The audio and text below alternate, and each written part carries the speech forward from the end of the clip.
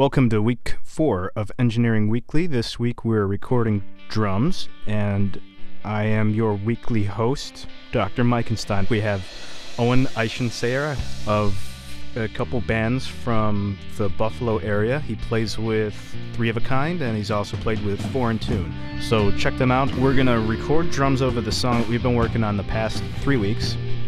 So what we did was we took the front head off the kick drum, and we have a Beta 52 directly in line with the edge of the shell and centered on the beater.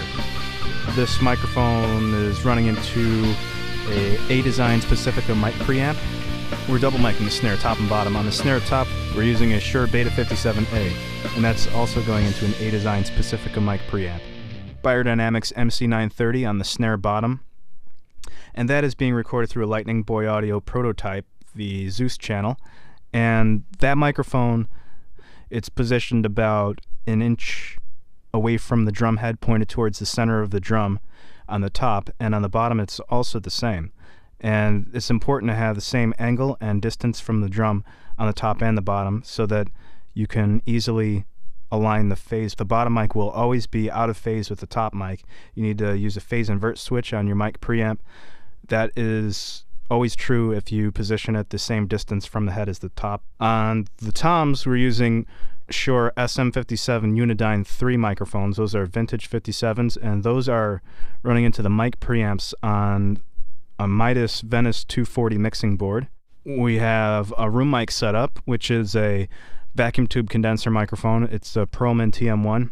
That's going into the Lightning Boy Audio LB2A.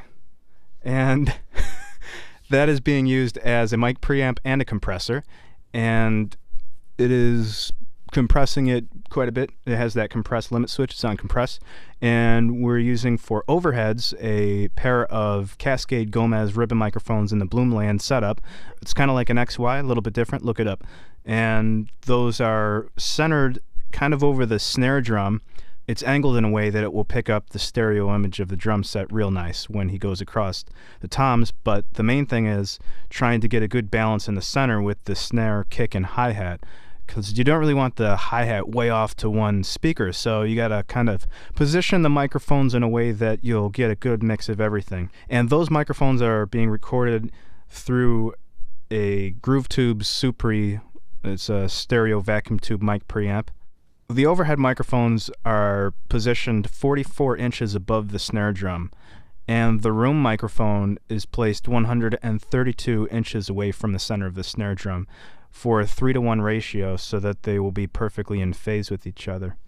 It's important to check the phase of all the microphones with each other so that you're aware of phase coherency. You don't want anything out of phase. It's going to cause a lot of problems for you and a lot of problem solving later on when you go to mix. So just take care of it while you're recording. You have nothing else to worry about.